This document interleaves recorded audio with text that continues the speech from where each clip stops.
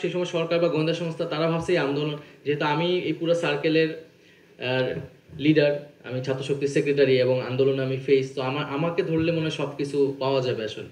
তা আমাকে তারা তুলে নিয়ে যায় এবং তারা প্রচণ্ড পরিমাণ আসলে হতাশ হয়, কারণ আমার কাছে আসলেই কোনো ইনফরমেশন নেই। এবং তারা অনেক মারধর করে আমার মোবাইল সব কিছু তারা অ্যানালাইসিস করেও দেখতেছে আমি আসলে অনেক ইনফরমেশন জানি। আমার সাথে বিএনপির কোনো নেতার ওই আন্দোলনের সময় কখনোই কথা হয় নাই, বা ছাত্র দলের শিবিরেরও ওই অর্থে কথা হয়নি, কারণ কমিউনিকেশনগুলো যোগাযোগ করতে ওরা। আসিফ পরে আসিফকে একটা পরে তুলে নিয়ে যায়, কিন্তু টার্গেট করছিল আমাকে, যেটা আমাকে দেখা যাচ্ছিল, কিন্তু ঘটনা তো ওরা ঘটাইতেছিল আর কি। তো এই বিষয়গুলো এরকম ঘটনাগুলো ঘটছে। তো আমি সর্বশেষ এটাই বলবো যে আমাদের গল্পগুলা কেউ যাতে ভেবে না নেয় যে এটা জুলাই গণঅভ্যুত্থানের গল্প হয়, শুধু আমাদের গল্পগুলাই। এখানে প্রত্যেকটা মানুষের গল্পই আসলে জুলাই গণঅভ্যুত্থানের গল্প, এবং সেই গল্পগুলো আমাদের আসলে এখন আরো বেশি শোনা উচিত। কারণ ফলে আমি এই জন্য বারবারই এটা বলি, আমি যখন বলি এটা আমার গল্পটাই বলি, আসিফ যখন বলে আসিফের গল্পটাই বলে।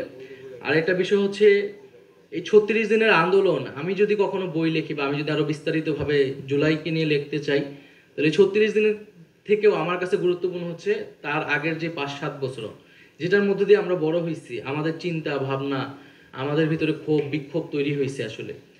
এই আমি তো 2017 সালে ক্যাম্পাসে প্রবেশ করছি বা শুরু করছি, তারপর 2018 সাল কোটা সংস্কার।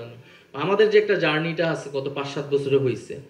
বিএনপি যেমন তার 15 বছরের একটা জার্নি আছে, বা বিএনপি সহ বিরোধী দলে তাদের একটা নির্যাতন বা লড়াইয়ের গল্প আছে। তো এই প্রেক্ষাপটটা খুব গুরুত্বপূর্ণ আমার কাছে মনে হচ্ছে এই জুলাই হওয়ার ক্ষেত্রে। কারণ আমরা কোটা সংস্কার এবং নিরাপদ সড়ক 18 সালে, এটা কিন্তু আমাদেরকে ব্যক্তিগতভাবে আমাকে অনেক প্রভাবিত করছে। আমরা যখন এই আন্দোলনটা শুরু করি, এই আন্দোলনটা কিন্তু অনেকটাই সেই আন্দোলনের মতো করেই নিরাপদ সড়ক বিভিন্ন জায়গায় জায়গায় ব্লকেট হয়েছে। তো ব্লকেটটা কিন্তু সেইটার আগে কি হয়েছে, মানে সেই আমাদের মাথায় ছিল ওইটা যে সবাই স্কুল কলেজে সবাই বের হয়ে আসবে, ওই সিনারিওটা কিন্তু আমার মাথায় সবসময় হিট করতো। তো তো ওই প্রেক্ষাপটের ভিতর দিয়ে তো আমরা আসলে তৈরি হয়েছি।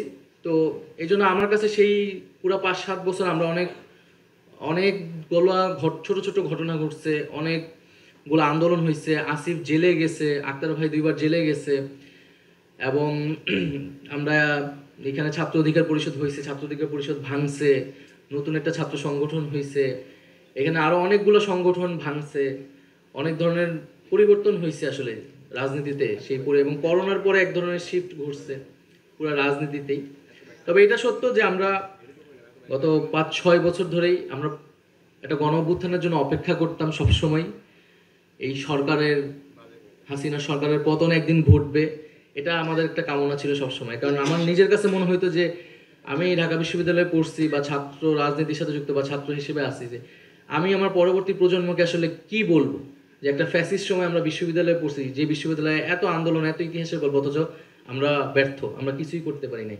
এবং শেষের দিকে মনে হইতো এই ব্যর্থতা নিয়ে আসলে আমাদেরকে ক্যাম্পাস থেকে বের হইতে হবে।